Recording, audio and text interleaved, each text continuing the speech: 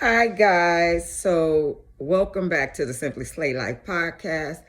This is day 8 of my reset, and I am talking today about my core values. And I want to know what's your core values. This is the week I am discussing spirituality. Now, I don't relate that to religion, and that's not what I mean. When I say spirituality, I mean what recenters you, what brings you back to the state of peace, right? And so mine is my core values. And my core values are my friends, my family. And when I say my family, I also mean Kennedy, the puppy that y'all be hearing in the background, because I had to put him away. The minute I started trying to record, let me tell you, he's trying to get over here to get in it. But then you tell him, come on, come sit with me. He like, I don't want to be on camera. So he didn't jump up there, so we had to put him away. Um, but anyway, so those are things and that mean a lot to me and are part of my core values. Plus boundaries. I'm very big on boundaries. Um, so for me, when I'm feeling down or I'm feeling low, I get to calling. Somebody need to pick up. I need to talk to my sister. I need to talk to my nieces and nephews, talk to my best friends, something, because if I'm at that point where I'm just like, this is too much. I can't do this anymore. And I mean, as far as like, I just want to crawl in my bed and put the covers on my head and I come out uh, because it's overwhelming. Those are usually the people that I can depend on, right?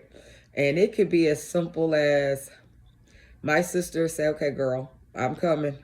I'm bringing the games and we'll have a game night. Or, okay, I mentioned this before, but I love BTS. So my sister or sit up there or my nieces or nephews will sit up there and bombard me on social media with all these like BTS clips or something to try to uplift my day. Those are things that recenter me. My family, my friends, and my boundaries. I've gotten to the point in life I was kind of, you wouldn't think it, but in my I'm gonna say mid 30s, because in my early 20s, oh, I was real mouthy. But on my job, in about my 30s, I got real like, because you need your job, then you got family, you got this, you got a household, things like that. So I became really with my mouth, right? I held my tongue. But then it turned into in my personal life and in my work life, I had to start setting boundaries because, oh, yeah, right, you don't get to do that. We're not having that. It became that. Let's see if y'all know it. I wish you thought you would. It came to that kind of moment, um, and it was just to that point at a while that I had to officially say boundaries need to be set, because you can't give some people an inch because they sure enough take a whole foot. And when I say I don't want to hear that, or if I say I'm not letting that enter my brain, my ears, there's certain things even when it comes to music, TV, gossip, that I'm like, oh, that's my cue to exit. That no, we won't be watching that.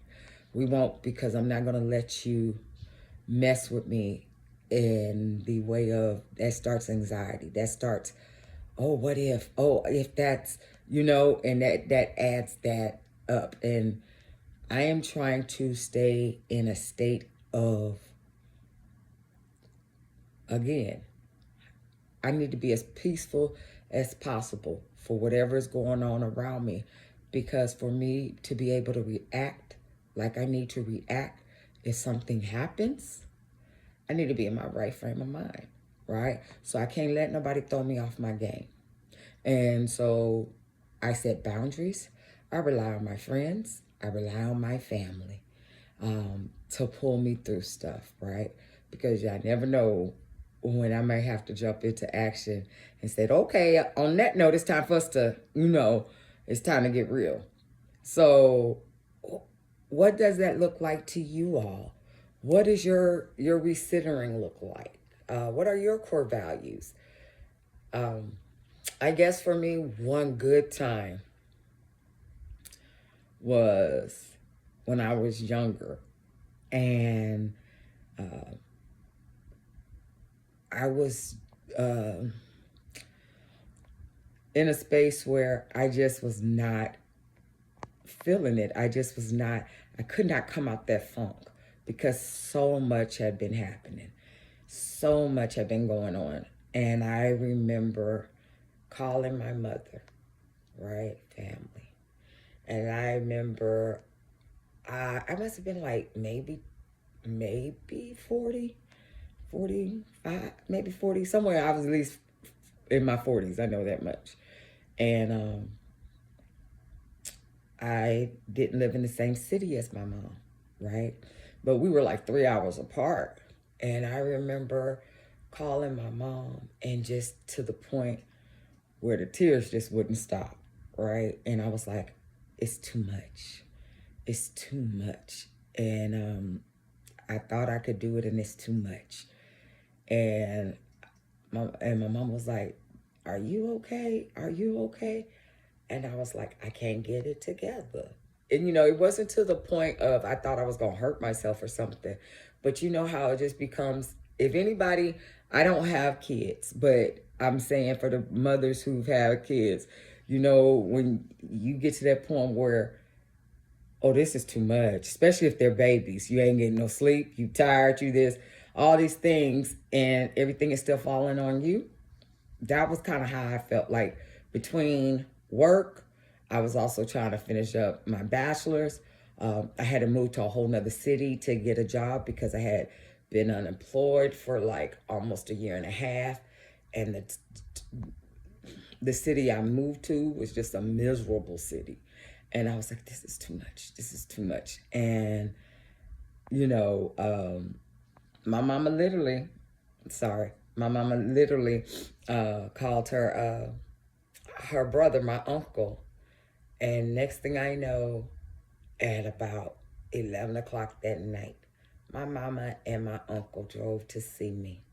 And I just fell into my mama's arms just crying and boo-hooing, right? Because I was like, mamas make everything feel better. At least in my mind, I tell that to my coworkers and stuff all the time, where I tell my sister that if something's going on, I'm like, fix it. Mommies make everything better. And they were like, oh my God, if you don't stop. I said, that's why everybody runs to their mother instead of their father. If they're having a bad day, in most cases, it is the kids run to the mother, right? The dad is the protector. The mama is to make everything feel better. And so that's what it was like for me. And when she showed up and my uncle showed up and my mama got in the kitchen and went to cooking. I mean, my mama literally drove basically 3.5 hours to come check on her baby. And my mama got in that kitchen and started cooking, told me, get in the bed. I'll make you something. And she had that good long talk with me, that nothing can break you. Nothing can break you. You are strong. You are my child, right? And I had to remember that because I felt like the town I moved to, you thought it was a big enough town because you look at it and it had at least, 1 million people, 800,000, something like that, right? Yeah, that's still small. Yeah. Right.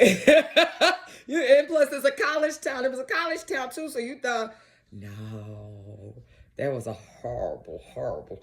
Anyway, and so I just was like, every day was like a dread for me to get through that time. And my mama, and I felt like, excuse my word, I literally walked around there talking about, I felt like I was on the plantation and they was trying to break me because I was too headstrong. I was like, you're not gonna break me. You're not gonna break me. And you gotta know that sometimes when you are in corporate America as a Black female and you walk around like you know your stuff, that they will try to break you, right? And it was becoming a lot. My mama got in there, and my uncle was with her, and he was like, come on, girl, it's gonna be all right. It's gonna be all right. We're here for the week. They literally stayed with the week for me. And my mama got in that kitchen and went to cooking and saw me getting in the bed. And and I was like, oh, my mama's cooking. And she literally had to have, I'm 40 something, and my mama got to have a conversation with me about it. Keep your head up, get it together. They not going to break you. They can't break you. You my daughter. And, you know the crap I've been through on my job. And she was like, and you like, yes, ma'am. Yes, ma'am. And she was like, keep your faith. Keep your faith and understand. They coming for you because you are the one. They see something in you that you ain't figured out yet, baby. That's what make you good. And that recentered me. That, once somebody get in your head good enough to build you back up, to say that can't happen, your inner peace comes back. And so every day that my mama was there, that I went to work every day, my uncle and got up, my mom got up, my mom and my uncle dropped me off at the front door like I was back in elementary school being dropped off.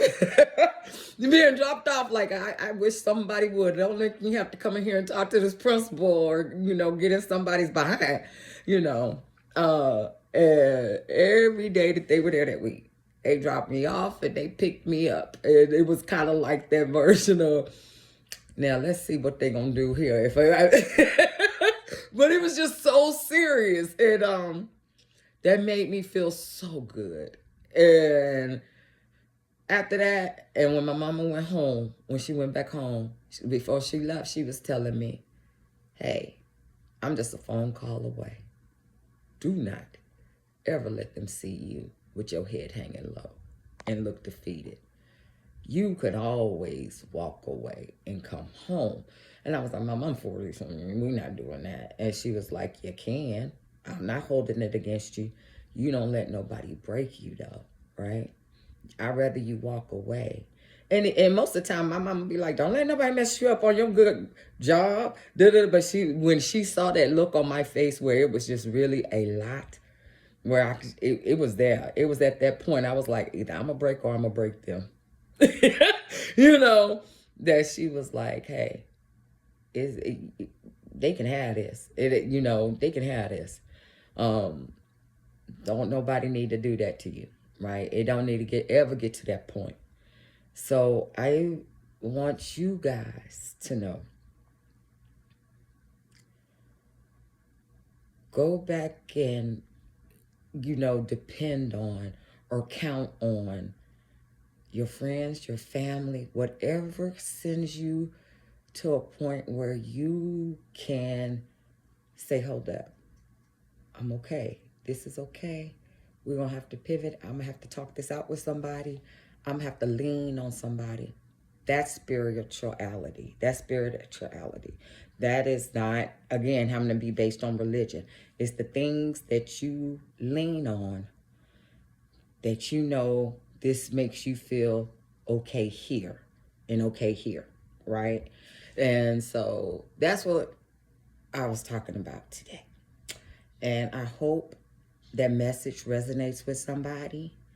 And again, let me know in the comments, what do you do, or what do you consider spirituality, and how do you use it to help to recenter you, to keep your peace about yourself? All right, guys, it was good talking to y'all. I'll see you tomorrow. This was day 9 of the reset. And again, thank you for watching the Simply Slay Life. And if you like what I said, please hit the like button, subscribe, hit the notification bell, and have a good day, guys. Bye.